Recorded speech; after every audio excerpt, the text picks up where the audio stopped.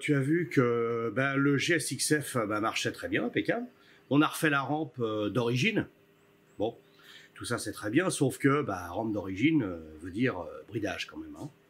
Donc ce que tu sais pas, ou tu sais peut-être, et après, d'après les recherches de aussi Christophe, notre ami belge, qui m'a envoyé quelques documents, il y a eu des trucs qui ont été faits pour voir si la rampe, la BST34 pour les 1100 GSXF, alors les 1100 GSXF, c'est pour les modèles de 88 à 94, c'était la même rampe, d'accord?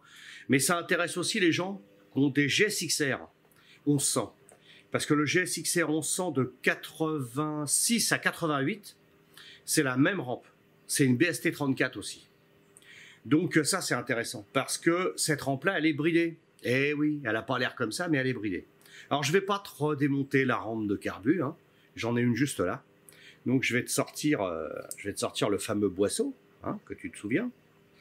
Alors, le boisseau, tu sais que c'est toujours pareil. Hein, donc, j'ai enlevé la petite machine. Donc, tu as souvent, en bridage, tu as souvent le chapeau. Ça, c'est pas un bridage. C'est pas bridé, ça. Ça, c'est uniquement pour que le ressort vienne se loger dedans. C'est tout. Quand il y a un bridage, il y a une vraie cale. Hein. Bon, ça, tout le monde savait ça. Tout le monde savait qu'il y avait ça. Les chapeaux étaient en plastique, en plus, clac, clac, clac, un coup de pince, t'es débridé. Bon, terminé. Mais il y a eu un côté plus pernicieux de ça, c'est-à-dire qu'ils ont gardé ça. Et puis, on est arrivé au boisseau. Alors, je vais enlever l'aiguille. Donc là, sans aiguille, tu vois, le boisseau simple et tout, comme on avait, tu vois, comme je l'ai fait, parce que celui-là, il a été refait à neuf, hein, tu sais, il brille et tout, je l'avais passé à la machine et tout. Donc, il est super propre et tout, machin. Ouais. Ce que tu sais pas, c'est qu'il est bridé, en fait. Alors, si tu vois bien, je vais essayer de t'éclairer ça. Si tu regardes bien, ici, il y a... Attends. Voilà. Là, il y a un trou d'origine, un petit trou d'origine, et là, c'est bouché. D'accord? Ça fait un trou, le puits d'aiguille, enfin l'emplacement de l'aiguille, et ici, un vague emplacement. Oui? Eh ben, au Japon, en fait, c'est pas comme ça que ça se passe. Au fait, ici, ça doit être percé complètement.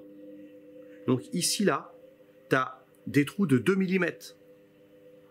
Donc 2 mm ici, le puits d'aiguille, enfin l'emplacement de l'aiguille, et ici, tu as aussi un trou de 2 mm. D'accord? Ils sont bouchés.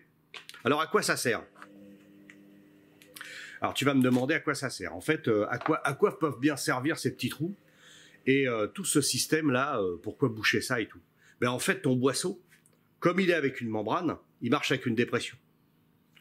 Et avec une dépression, il va monter, descendre. Logique, hein. Seulement, s'il n'y a pas assez d'air qui rentre par là, il ne va pas faire une dépression pour monter assez vite. Il va faire ventouse en bas. C'est tellement pernicieux comme truc que tu ne peux pas te douter que c'est ça. C'est pour ça qu'il y a un mini trou ici d'air pour que tu puisses quand même passer. Je prends l'aiguille pour te montrer. Ici, là, il y a un mini trou. Alors, vraiment mini trou. Hein. Je sais pas, non, on ne peut pas l'éclairer parce que, en fait, c'est dans le corps, dans le corps ici que tu as la dépression qui se fait. Là, le trou que tu vois, c'est le trou d'aiguille. Et en fait, c'est trop petit. Ça a du mal à monter. Il a du mal à monter comme ça, avec la dépression. Donc, la moto, elle réagit pas vite. Elle est lourde. C'est bizarre. C'est exactement ce que je disais sur la moto. Pour un 1100, 135 chevaux, je trouvais ça un petit peu moux. Bah oui, c'est moux. Tu parles, si elle est déjà bridée là, laisse tomber. Hein. Donc, tu vas rajouter donc ces petits trous. Je vais te montrer comment on les perce. Et on revient là-dessus après. Je vais te montrer une fois percé. Hein.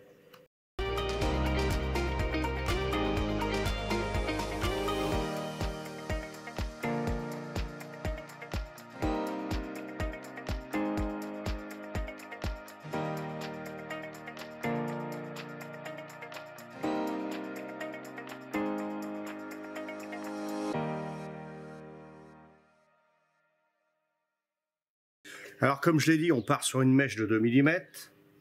Celle-ci, elle fait un petit peu moins. parce que j'avais pas de mèche de 2 mm, mais bon, c'est pour te montrer, hein, surtout. Donc là, partant du principe que c'est une mèche de 2,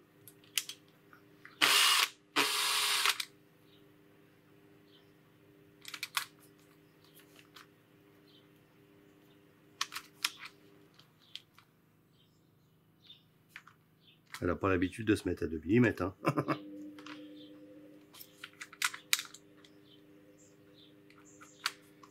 Alors, je te déconseille d'envoyer toute la mèche dans le bazar. Bien que ce soit creux, évite. Donc là, c'est facile pour celui-là parce que tu vois, tu as un emplacement. Je vais te zoomer ça.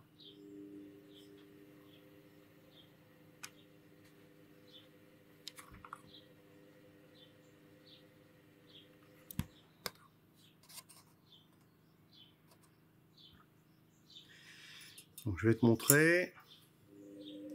Ici, si tu vois, il y a déjà le trou qui est déjà prévu. Donc ce trou-là, déjà, c'était celui d'origine. Enfin, d'origine, non. C'est celui qui a été fait pour le bridage. Et ici, pour le bridage, il n'a pas été débouché, simplement. Donc ici, il faut le repercer. Et puis ici, il faut en créer un autre. Alors, peu importe, hein. Te prends pas la tête si ça déborde un peu, si c'est pas bien dans l'axe. Hein. C'est pas un problème. Faut faire rentrer de l'air là-dedans, c'est tout.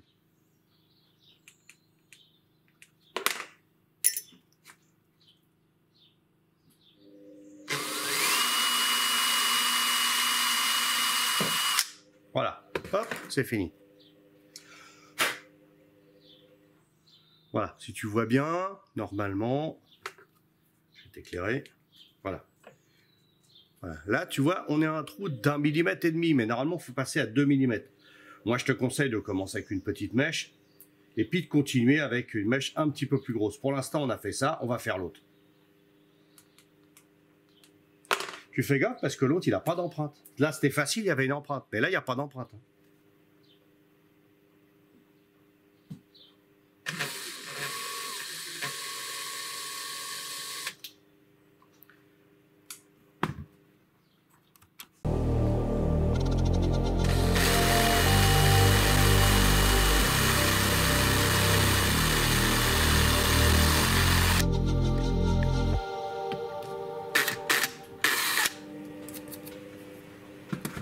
Voilà. Voilà, là j'ai agrandi les deux trous, tu vois. Là j'ai agrandi celui-là, j'en ai créé un autre. Ça c'est vachement important parce que ça va permettre de l'air de remonter et de pouvoir ne pas brider la rampe. Donc voilà. Tu vois? Et va pas... Alors attends. Alors voilà, comme je t'ai dit, perce deux trous, comme d'origine. Regarde, hop. Tu vois là? Voilà. Et va pas en faire 12. Parce que je te connais, les motards de base là. Hein? On va dire, ah bah si on fait plein de trous, aussi ça va monter. Ouais, bien sûr, ouais, c'est ça. Ouais. N'importe quoi. Alors, fais gaffe parce que c'est 2 mm maximum pour que l'air suffise à rentrer. Parce que j'ai eu des rampes débridées, et une rampe débridée, elle a pile poil au pied à coulisses 2 mm. Des fois, il y a plus, mais c'est d'autres préparations et tout. Si tu fais un petit peu de piste et tout, ça va bien suffire. Et si tu fais de la route, c'est parfait. Ça ne changera pas la vie, hein, d'accord? Ça va pas devenir un dragster non plus. Hein. Faut pas délirer. Mais une préparation, je vais le dire là, une préparation, c'est une succession de choses. D'accord? C'est pas une seule chose. Donc, ne va pas dire ça, ça fait gagner tant de chevaux. Ça n'a rien à voir, rien à voir. Ça va changer le caractère moteur, ça va changer beaucoup de choses à ce niveau-là, mais ça va pas être non plus délirant. Hein. Donc, bien préparer ça. Et puis, après, je te montrerai pour changer la membrane, parce qu'il y a un coup aussi à faire. Il faut que j'en achète. Je vais la dessertir, la membrane, et je vais te montrer comment on fait pour changer une membrane qui n'a pas été faite pour. Comme tu peux le voir, la membrane, là, tu vois, elle est tenue par ce machin en plastique. Et il ressort ici. Il est serti à chaud, je suppose. Ça, il suffit de le couper, et ça sort la membrane avec le machin en plastique. Tout ça, ça sort en sortant ici. C'est comme un rivet plastique, quoi, si tu veux. Donc ça, évidemment, tu vas être emmerdé si tu veux essayer de bidouiller. Donc, ce que je te conseille de faire, c'est ici, J'ai vu le mec, il fait pareil sur Internet, hein, il y a un gars qui prépare. Et en fait, il refait des trous à l'endroit où tu vas enlever ce petit pion. Là, il va couper le pion et là, il va faire un trou. Comme ça, il va se reprendre sur l'aluminium ici et il va traverser là. Ensuite, deuxième chose pour le bridage, tout simplement l'échappement. Les GSXF R et d'autres marques hein, d'ailleurs, bridaient, mettaient des pastillages en échappement. Ça, à toi de voir. Tu les montes, tu reperces à l'intérieur, tu reçois le truc, ou tu te fais une ligne, tout simplement. Là, il faut pas se faire chier. T'as ça, c'est une possibilité, donc fais-le. Il faut impératif que ce soit fait. Si tu fais une vraie ligne, bon ben pas de problème. Alors tu sais que prendre le diamètre de la sortie de culasse, et puis il y a un petit calcul à faire, et que les tubes soient tous de la même longueur. Un jour je créerai un échappement, je te montrerai. On doit créer un échappement sur une bagnole, je te montrerai ça. Mais pour l'instant, focalise-toi là-dessus sur notre petit boisseau qui lui va te freiner vraiment la levée, la redescente aussi. Parce que c'est pareil, c'est pression-dépression. Hein. Donc si ta membrane elle est neuve et tout machin, qu'il y a une bonne machine, le truc c'est que si l'air il circule pas là, il descendra super lentement et il montera super lentement. C'est ce qui fait aussi, je pense, hein, parce que pour avoir essayé une machine qui avait fait ça, c'est plus le même caractère moteur. Hein. Il devient très rapide en réaction et tu te rends compte qu'il bridait aussi les R comme ça. Alors, imagine déjà un 1100 R qui marche correctement, qui a été préparé un petit peu. Si tu commences aussi à faire toutes ces petites choses-là pour qu'ils redeviennent japonais, hein, tout simplement. Hein. Les ingénieurs japonais l'avaient pondu comme ça, il y avait une raison. Hein. C'est pas, j'invente rien. Donc, un mec qui va te refaire les carbus, oui, il va te les refaire, ouais. Il va te les refaire d'origine, mais ça, il fera pas. Le changement de la membrane aussi, il va pas se faire chier, hein. Il va acheter le boisseau complet. Hein. Ou il va faire le dessertissage machin, il va te compter les 1000 et des 100 pour faire ça, alors que ça en vaut absolument pas la peine. Hein. C'est pas justifié ça. Ensuite, tu as les cornets à mettre. Alors les cornets, tu as vu les miens là, les cornets adaptables. Tu trouves ça partout. C'est du 50 de diamètre. D'accord, retiens bien, 50, je vais le marquer quelque part. Et en fait, une fois que tu as fait ça, tu as ton aiguille réglable, tu as cette modification-là, les boisseaux neufs, les membranes neuves sur les boisseaux modifiés. Et tu vas te retrouver avec une aiguille réglable en hauteur. Ne prends pas l'aiguille des kits, hein. Alors, tu peux prendre un kit DynoJet, un stage 3, parce que stage 1, stage 2, je sais même pas s'il y a stage 1 d'ailleurs. Peut-être stage 2, je me rappelle plus. En tout cas, ça sert à rien, parce que c'est des aiguilles réglables pareilles, elles ont la même taille. Voilà. Alors, je pense que le stage 3, par contre, l'aiguille, elle doit être bien modifiée. J'ai pas fait ça. Il y en a qui le font. Moi, je me lancerai pas trop là-dedans. Je vois pas le truc parce que si j'ai déjà fait, ça engorge le moteur un maximum. Les bougies sont noires. Donc, en fait, t'as pas vraiment de performance. Donc, peut-être que le kit DynoJet, c'est peut-être un petit peu too much. À toi de voir. Encore une fois, à toi de voir. Tu peux l'essayer, c'est pas difficile à faire. Hein. Tu défais le chapeau de carbu, tu sors ça, tu changes ton aiguille, tu la mets par rapport à l'autre un petit peu plus... le cran plus bas, tu vas enrichir un peu, et voilà.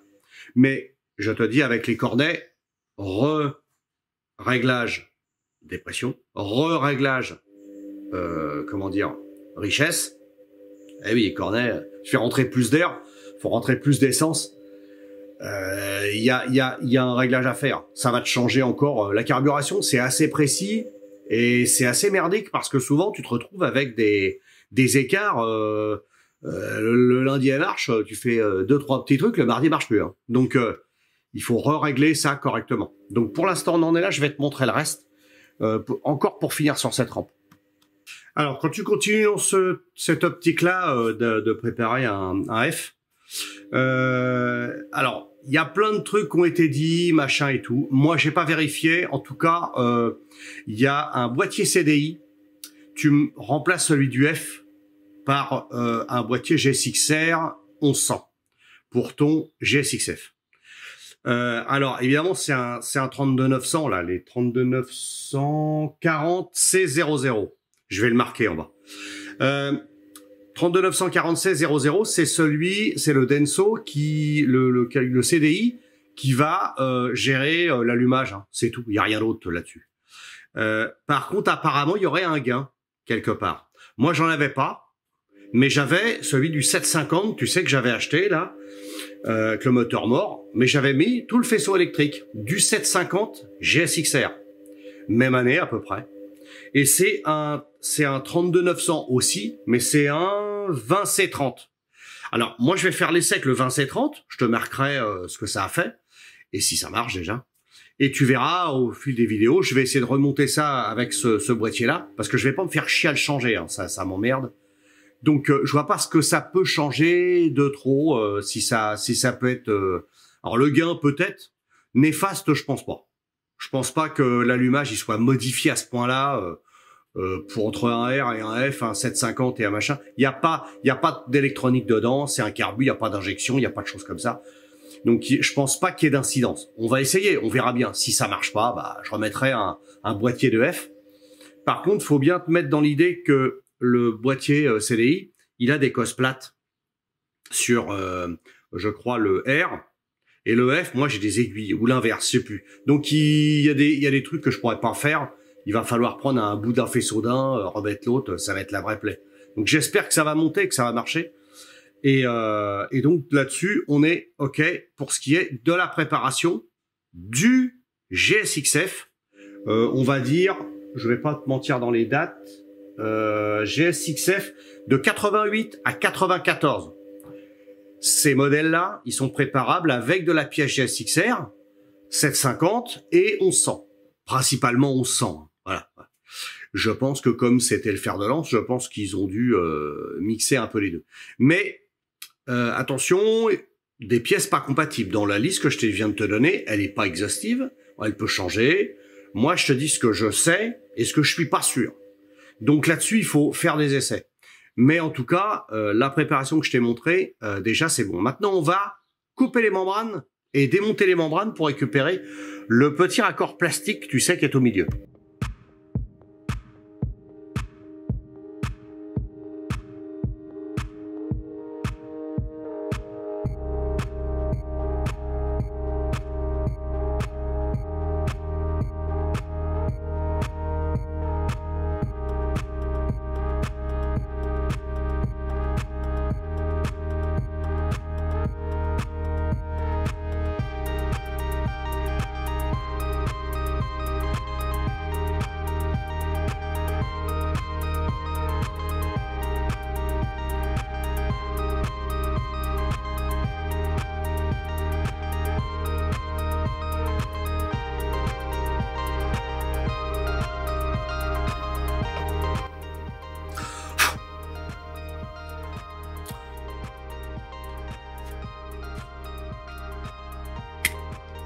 Là, ça bouge.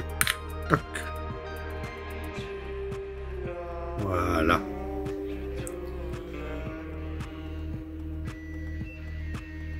Là, tu vois bien, non, les deux picots. Hein. La membrane. Et voilà. Donc, tu vois, malgré que ça se soit étanche autour, là, comme ça, et ben, il y a quand même de la merde qui vient se foutre là, partout. Et là, on voit bien les trous. Bon, je vais te montrer. Avec la lampe. Tu vois les trous?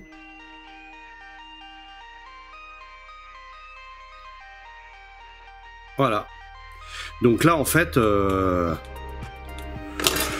a tout déglingué. Hop, comme ça, c'est bon. On va pouvoir bien nettoyer cette pièce. Et si je peux retrouver une mèche pour agrandir un peu ça, parce que c'est un 5, donc je vais me mettre à 2. Mais bon, pour toi, tu mets une mèche de 2, j'en avais pas. Là, il faut mettre des petites vis. Tu vois, il faudra mettre des petites vis pour pouvoir remettre ça ensuite. Donc je vais te montrer, j'ai pas les membranes, je vais te montrer comment on les met les vis, et puis ce qu'on met comme vis. Bon, maintenant, on va passer à la découpe. On va passer à la découpe de la plaque de membrane, tu vois. Ça. Tac. Donc on a dit, hein, ça vient comme ça. Et en fait, ça pince ta membrane. Ça la rentre, voilà, tu vois. Ça fait ça, hein, le but c'est ça. Hein. Donc ça ressort d'ici. On a coupé les têtes, bien sûr. Donc maintenant, ce qu'on veut faire, c'est couper, enlever ça et percer ici. On va reprendre ces petits picots et on va mettre des vis à la place. D'accord? Donc je vais les couper tout de suite là.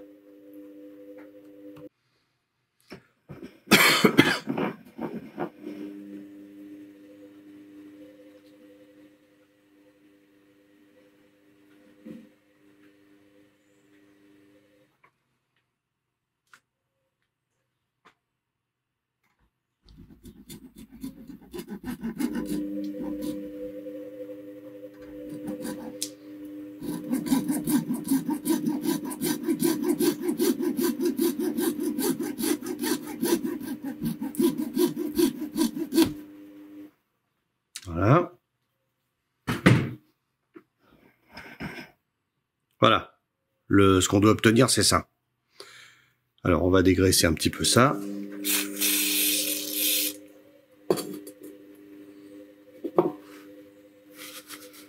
Voilà, tu vois. Là, en fait, tu te retrouves avec... t'as les emplacements. Alors, tu fais gaffe, parce que comme c'est du plastique, quand tu vas percer, c'est pas comme de l'alu ou machin. Tu vas te retrouver à passer vite à travers. Hein. Donc, faut les marquer avant. Bon, j'ai dit que j'allais percer hein, la rondelle. Mais avant, on va regarder les vis qu'on doit mettre.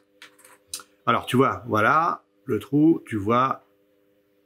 Ouais. Alors là, ici, un coup de pied à coulisse.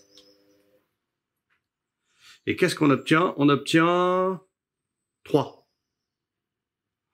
Donc, 3 mm, on va trouver. Donc là, j'ai les boîtes de vis, tu vois. Un peu de tout. Comme d'hab, hein. La récup. Et là, on arrive à une vis de 3. Formidable. Donc, déjà, t'essayes, hein, voir si ça va. Voilà, tu vois que ça va. Alors, c'est une tête hexagonale. Bon, c'est pas ce qu'il y a de mieux, hein, tête hexagonale en soi. Mais au moins, tu peux serrer ça à peu près correctement. Ça posera pas de problème, hein, parce que dans la membrane, quand tu vois la membrane, comment elle est mise dedans, comme ça, tu vois, avec la petite plaque au-dessus, quand ça va être dedans, t'auras pas de problème d'étanchéité, je pense pas. Mais ici, on va quand même mettre un produit autour. Hein. On va essayer de voir ce que ça fait. Si ça marche pas, mais normalement, il le colle avec des colles cyanolite assez balèzes. Moi, j'ai peur que ça bouffe le plastique et que après, une fois que le plastique est mangé, je sais pas trop si après je rechange la membrane un jour, si ça va pas le pourrir. Donc je vais éviter ça, je vais mettre tout ce que je connais en colle.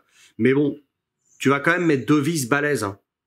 Donc si tu mets du joint noir, tu sais, du silicone noir pour les carters d'huile, machin, tout ça, ça va pas avoir beaucoup d'incidence, ça fera l'étanchéité. Pas le monter tout de suite, je pense, mais il n'y a pas d'essence qui arrive là-dessus, hein. C'est que de l'air. Hein. Donc normalement, t'as pas de problème, tu auras des vapeurs, c'est sûr. Mais comme ces produits silicone là, noirs là, ils tiennent l'essence. Hein. Moi, je l'ai mis sur des robinets d'essence, donc ils baignaient dans l'essence. Donc je pense que ça devrait aller, et sans que ce soit vraiment collé avec une colle cyanolite, tu vois. Donc déjà, on a trouvé la vis. Maintenant, on a trouvé l'écrou, parce que j'ai plein de boîtes. Donc, petit écrou qui va bien. Et on va se mettre ça, tu vois, vraiment classique, quoi. On va tenir ça d'une façon, voilà, tout à fait normale, tu vois. Hop, ça va finir comme ça. Alors, autre chose, je t'ai démonté le... Tu sais, le puits, là, comme on avait démonté, pour te montrer comment marche la membrane avec le boisseau. Tu vois, si tu fais ça... Tu vois comment il est au bord, là? Mettre de la lousse. Tu vois comment il est au bord? Il est bien rentré dedans, là. Tu vois? Hop. Hop. Et il vient en butée, en bas, ici. Mais si tu mets un écrou ici, là, tu vois la place qu'on a? Il y a un tout petit millimètre, là. Alors, on va bien regarder, parce que si tu mets un écrou, c'est pour ça que... Si tu mets un écrou, regarde où est-ce qu'il arrive. Il est décollé du fond, là, ici. Donc, c'est censé remonter l'aiguille. Donc, tu vas suralimenter. Ça risque. Et puis tu vas pas pouvoir avoir de réglage. Et puis ton boisseau va pas descendre normalement. Alors voilà comment ça fait, tu vois, hop. Et ça fait une cale. Donc c'est pas bon.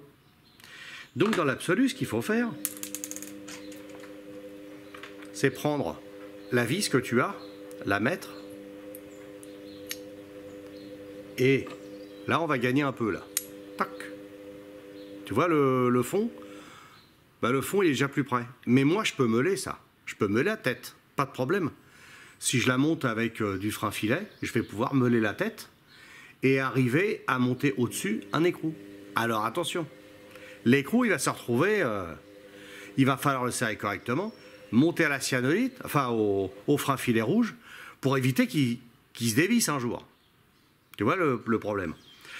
Donc moi je préfère meuler une tête que meuler un écrou, parce que meuler un écrou, Tintin, hein, là, bon courage.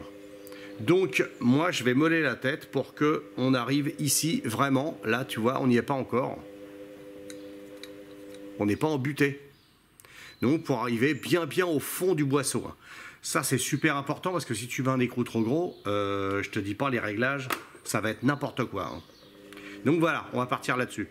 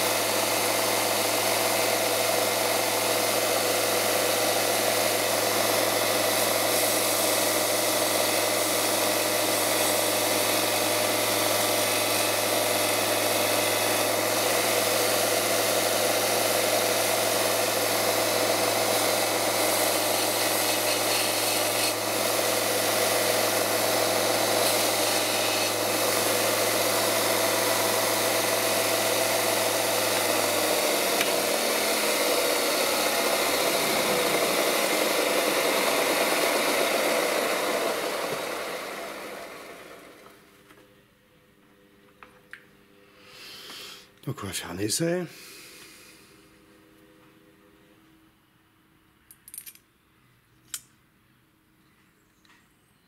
Et voilà.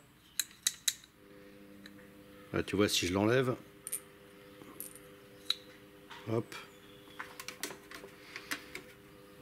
J'enlève là, tu vois, il porte bien là. Si je mets la vis. Merde. Putain. Comme ça, hop. Voilà. Il porte nickel. Donc en fait, fais la tourner aussi parce que tu vois, ça se relève un peu. Et t'appuies ici, bien fort, et t'essaies de tourner. Et tu vois, il tourne. J'appuie fort. Et ça tourne. Ça veut dire que ça porte pas. En fait, il ne faut pas que l'écrou porte ici. Il faut vraiment qu'il puisse tourner ici pour être sûr que ce soit libre et que là, ce soit bien en appui. Bon, ben voilà. Il n'y a qu'à faire les 8 comme ça. Hein.